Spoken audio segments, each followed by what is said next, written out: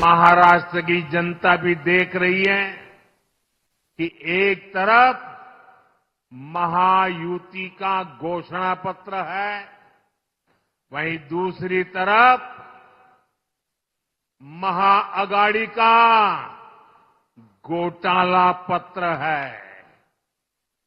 क्योंकि ये पक्का है, जहां कांग्रेस और उसके साथी होंगे वहां घोटाला होगा ही होगा।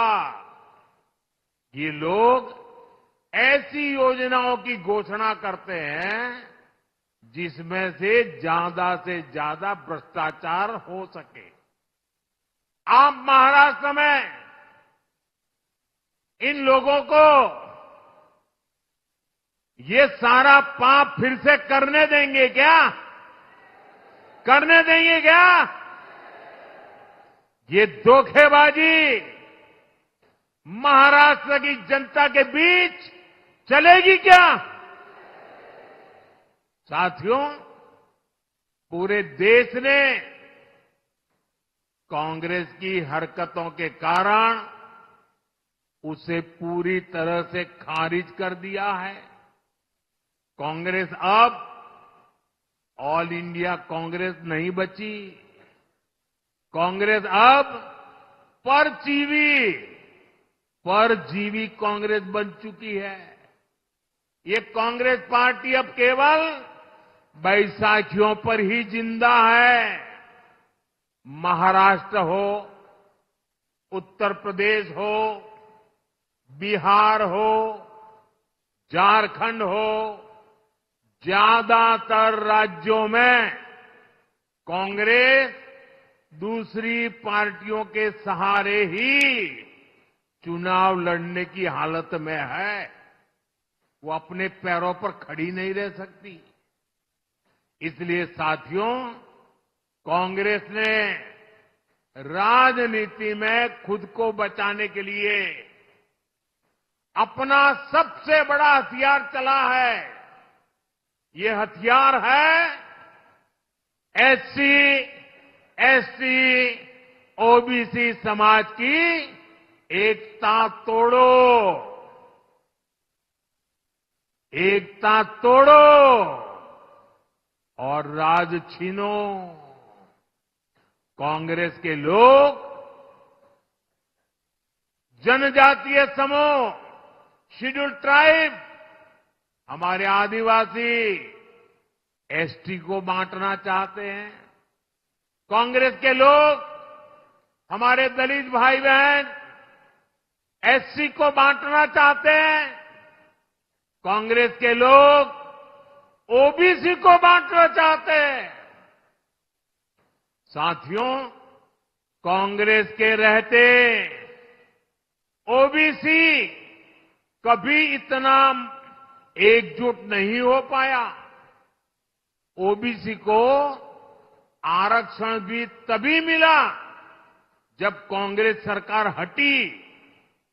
नेहरू जी के समय में कांग्रेस ने ओबीसी को अलग अलग जातियों में बांट करके रखा।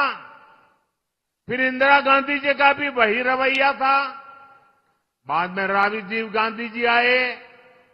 इन लोगों ने कभी ओबीसी को एकजुट नहीं होने दिया।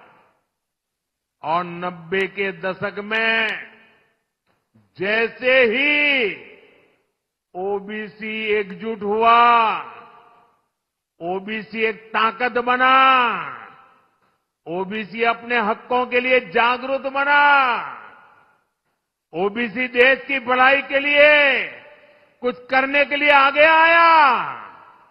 और इसका पहला नतीजा क्या आया?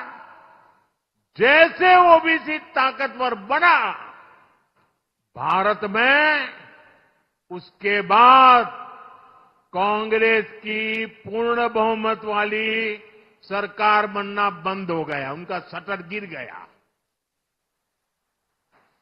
और इसलिए कांग्रेस को ऐसा गुस्सा है कि ये ओबीसी ओबीसी ओबीसी आया कि हमारी दुकान बंद होती गई। और इसलिए कांग्रेस चाहती है कि ओबीसी समाज को कमजोर कर दो भाई, उनकी एकजुटता को समाप्त कर दो। कांग्रेस का स्पष्ट मत है कि ओबीसी कमजोर होगा तभी कांग्रेस के लिए सत्ता का रास्ता खुलेगा। इसलिए कांग्रेस ओबीसी को बांटकर उनमें दरारें पैदा करना चाहती है।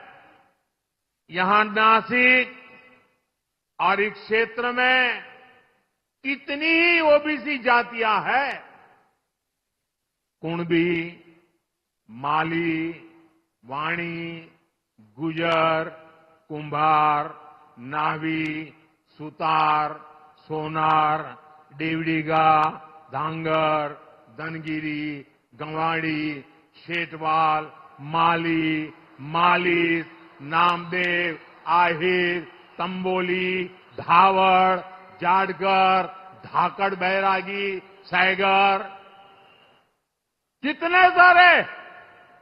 कांग्रेस इन सारी जातियों को आपस में लड़ाना चाहती है।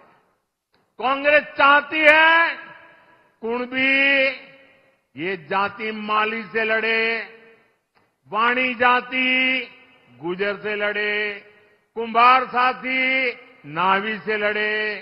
कांग्रेस चाहती है कि सुतार सोनार से भिड़ जाए।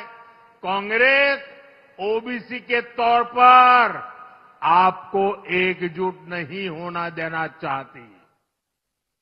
इसलिए वो चाहती है देवड़ीगा धांगर से लड़े, धनगरी गवांडी से टकराए, नामदेव आहिर से उलझे। कांग्रेस का इरादा है तंबोली धावड़ से झगड़ा करे, जाटगर सैगर से लड़ाई करे। आपकी एकजुटता को तबाह करने के लिए कांग्रेस मैदान में उतरी है। आपकी एकता से, आपकी मजबूती से कांग्रेस को सबसे ज्यादा तकलीफ है। इसलिए वो चाहती है कि ओबीसी अपनी एकजुटता खो दें और कांग्रेस के लिए सत्ता का रास्ता खुल जाए। मैं आपसे पूछता हूं, जब ओबीसी अलग अलग जातियों में बटेंगे तो कमजोर होंगे कि नहीं होंगे? जरा पूरी ताकत से बताइए, कमजोर होंगे कि नहीं होंगे? आपकी ताकत घटेगी कि नहीं घटेगी? और इसलिए आपको याद रखना है, मेरा तो एक ही मंत्र है, हम एक है तो सेफ है। हम एक है तो सेफ है। सच्चाई यही है कि कांग्रेस ओबीसी से नफरत करती है।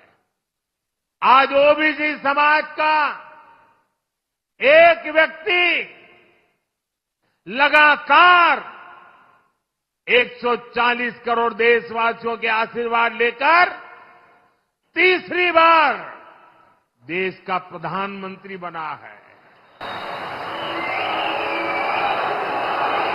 कांग्रेस को हजम नहीं हो रहा है। ओबीसी, वो भी इतनी छोटी जाति का, वो कैसे प्रधानमंत्री बन गया और 60 साल के बाद तीसरी बार बनने वाला बन गया? उनको नींद नहीं आ रही है और इसलिए गुस्सा ओबीसी समाज पे निकाल रहे हैं।